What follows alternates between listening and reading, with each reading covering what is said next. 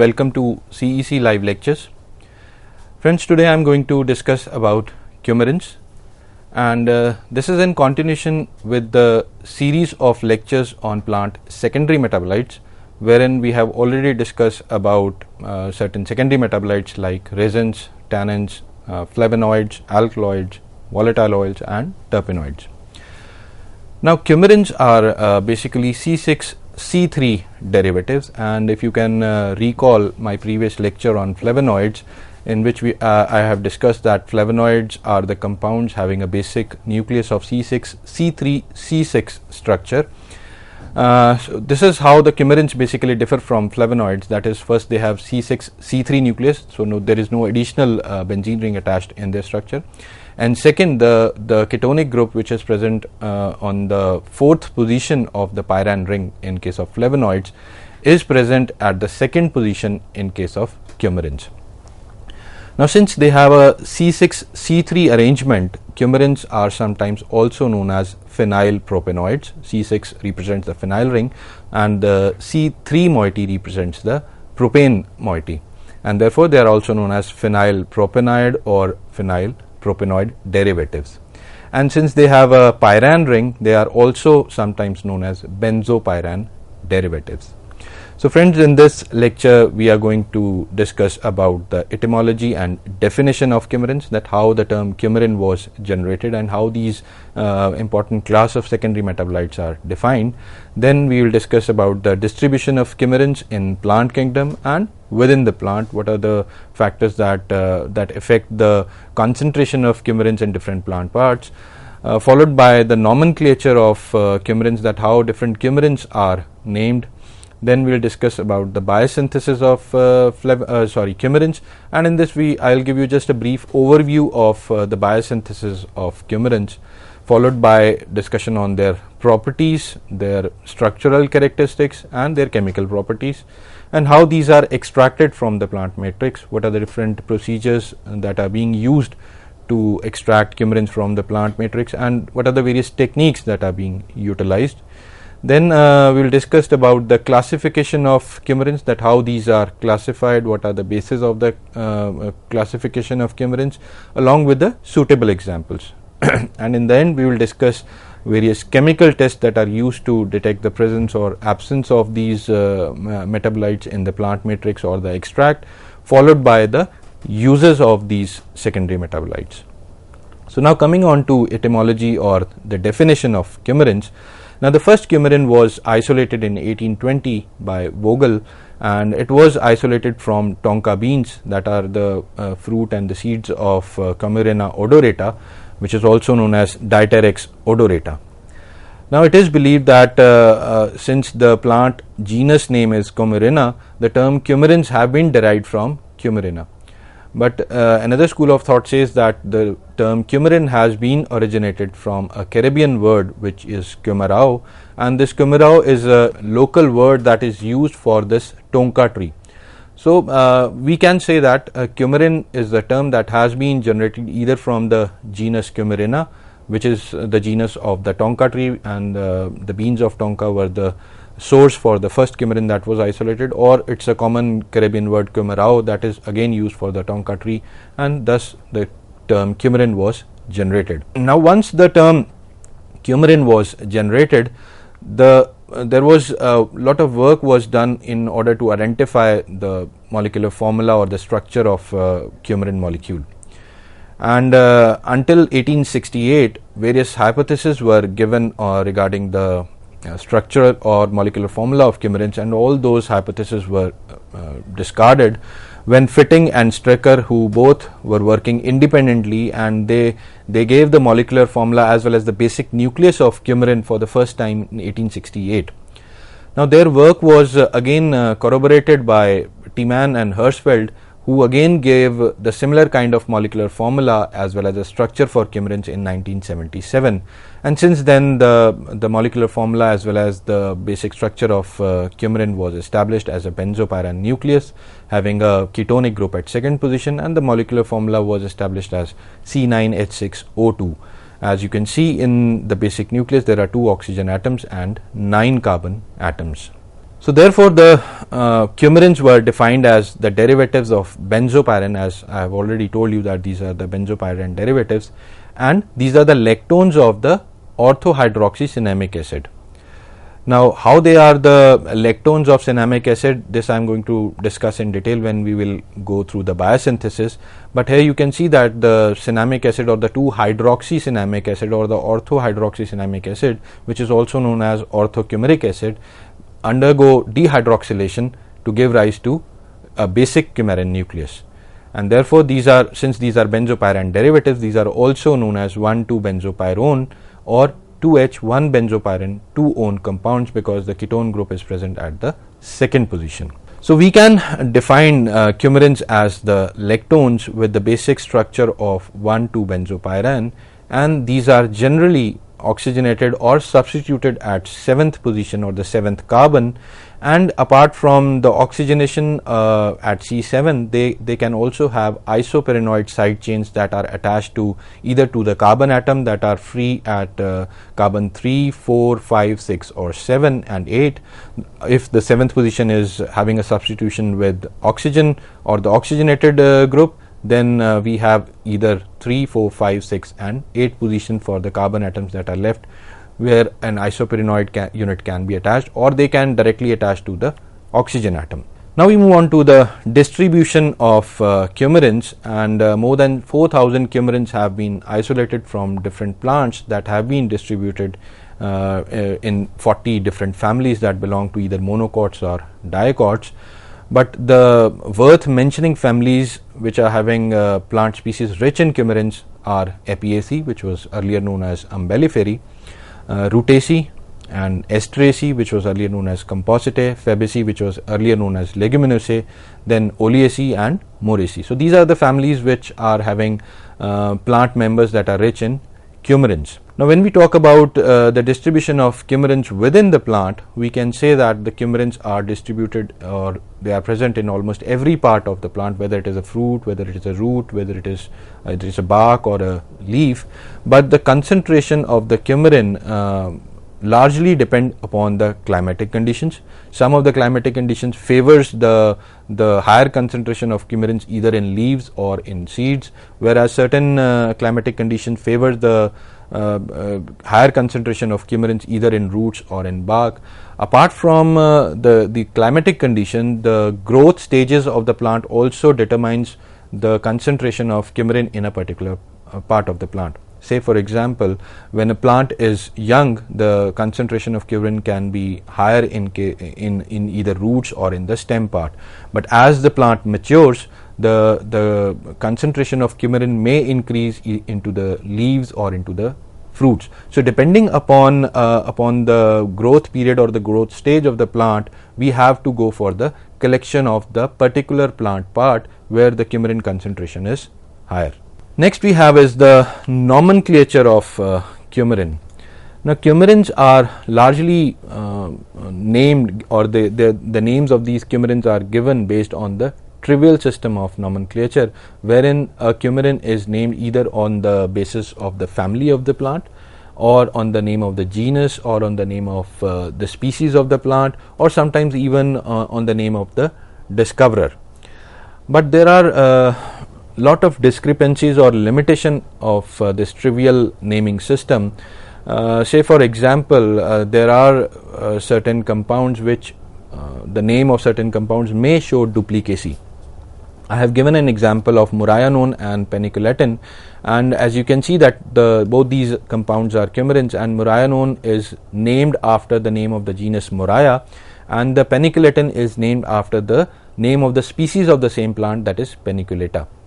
Now say for example, if a person is working on another plant having the same name of the species Peniculata, say, or Peniculatus, little bit similar kind of name of the species, say for example he is working on Celastrus peniculatus, and he isolated a compound which is not coumarin but some other compound, can be some other secondary metabolite, either it is a terpenoid or a tannin, and he has no knowledge regarding the name peniculatin has already been given to a compound which is coumarin in nature. So if he doesn't have this knowledge, and the compound he isolated from the species Paniculatus, he again named that compound as Paniculatin, because he derived the name Paniculatin from the name of the species, that is Paniculatus. So this is how there can be a duplicacy in the name, and this duplicacy can be related to the compounds which are altogether different chemically. So this is one limitation of the trivial naming system.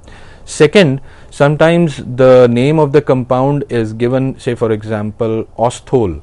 Osthole is another coumarin, but if you see the name osthole, it has a suffix of ol, and in general we assume that the compounds having a suffix of ol, they are either phenolic compounds or they are alcohols. Generally ol is used largely for the alcoholic compounds, whereas osthole is generally, it's basically a coumarin. So this is how this trivial system of naming, it does not give the complete information about the compound, and it may also cause the duplicacy of. So these are few examples where how this trivial naming system has certain ambiguities or limitations. Now apart from the trivial system, the coumarins are also named on the standard IUPAC naming system, wherein their chemical names are given.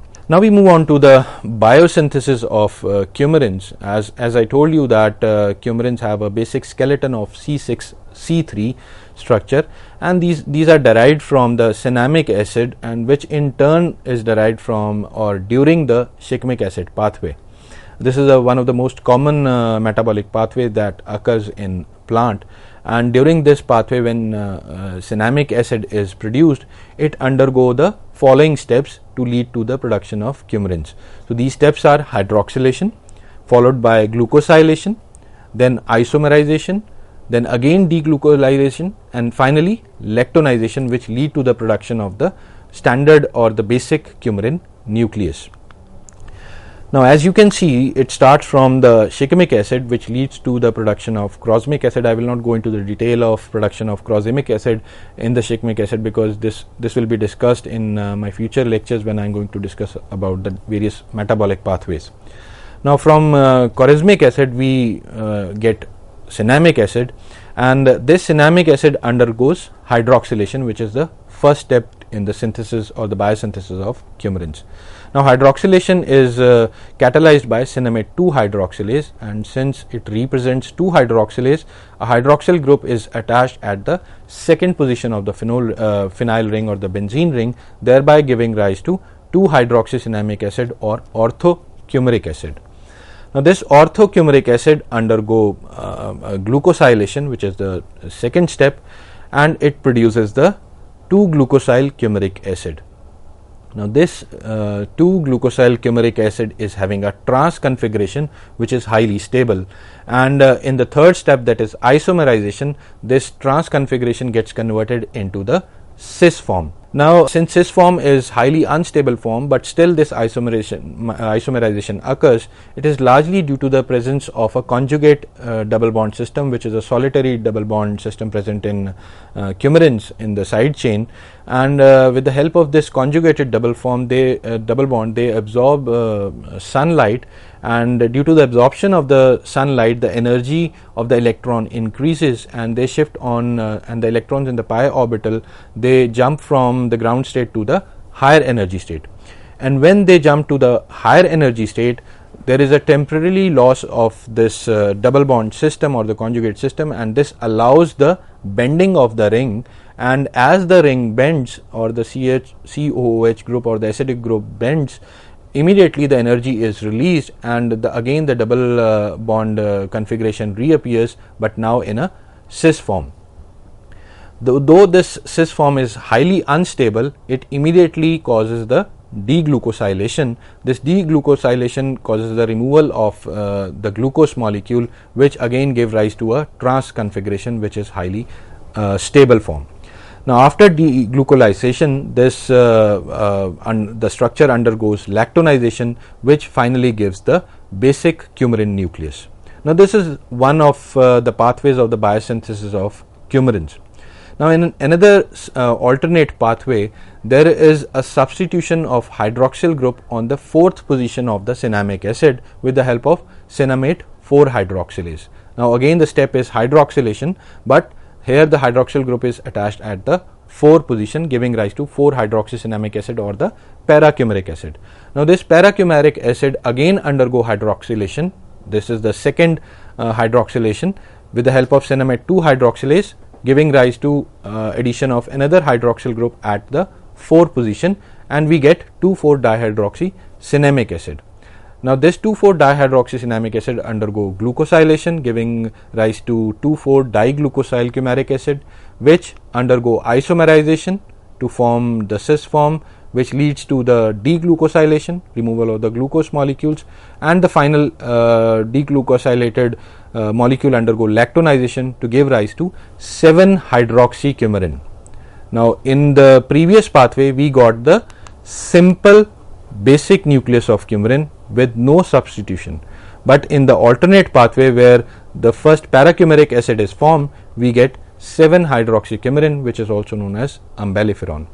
Now umbelliferon becomes the precursor or the parent molecule that is responsible for the synthesis of other complex coumarins, I will say, whether they are di-substituted, whether they are tri-substituted, 6,7,8 tri-substituted or 6,7 di-substituted coumarins. If this umbelliferon is further substituted with prenylated side chains, then that prenylated umbelliferon also gave rise to other complex coumarins like furanocoumarins or the pyranocoumarins. So we can say that umbelliferon is the major precursor or the parent molecule for the synthesis of other classes of coumarins. Now we move on to the properties of coumarins. Coumarins are generally they are crystalline in nature, and they can also occur along with certain sugar molecules where they are known as coumarin glycosides, and they are highly optically active, and when they are present in either in the aglycon form or in the glycosidic form, they are largely insoluble in non-polar solvents, say for example hexane or petroleum ether. There are certain exceptions in case of furanocoumarins, wherein certain furanocoumarins are also soluble in petroleum ether. This we will discuss later on. Then majority of the coumarins, whether they are aglycons, they are soluble in chlorinated solvents, say for example chloroform or dichloromethane. They are also soluble in certain medium polar solvents like ether. Then polar solvents like acetone, methanol, alcohol, or their hydraulic mixtures. So when these coumarins are present in the glycosidic form, they are largely soluble in the methanol, alcohol, or their hydroalcoholic solutions. Now coumarins have a very specific property that under alkaline conditions their lactone ring opens up, giving rise to coumarinate ions, which further converts into coumaric or coumarinic acid. But whenever this coumarinic acid or coumarinate ions are exposed to the acidic conditions, they again undergo lactonization and the original structure of the coumarin is regained. So this is one of the very characteristic properties of the coumarins, and this property is largely exploited during the extraction of the coumarins, and the extraction procedure we are going to discuss in the subsequent slides later on. Now apart from this opening of the lactone ring and closing of the lactone ring in alkaline and acidic condition, coumarins also have a very peculiar property of exhibiting fluorescence under UV light, and this property of exhibiting fluorescence is largely exploited in identification or to detect the presence of alkaloid in a given plant extract, which we are going to discuss under in detail under the section of chemical test. Now apart from these properties, coming on to their structural aspects of coumarins, majority of the coumarins they have a substitution at 7th carbon, and this substitution can either be of the oxygenated derivative, like it can be a hydroxyl group, it can be a alkoxy group, that is say for example methoxy group, the substitution can be of a methoxy group. Further, they can also be substituted by an alkyl side chain. Now coumarins which are hydroxylated at C7 position, they also act as precursor of other complex coumarins, which we discussed in the under the biosynthesis of coumarin, where I discussed that how umbelliferon can act as the precursor or the parent molecule for the synthesis of more complex molecules.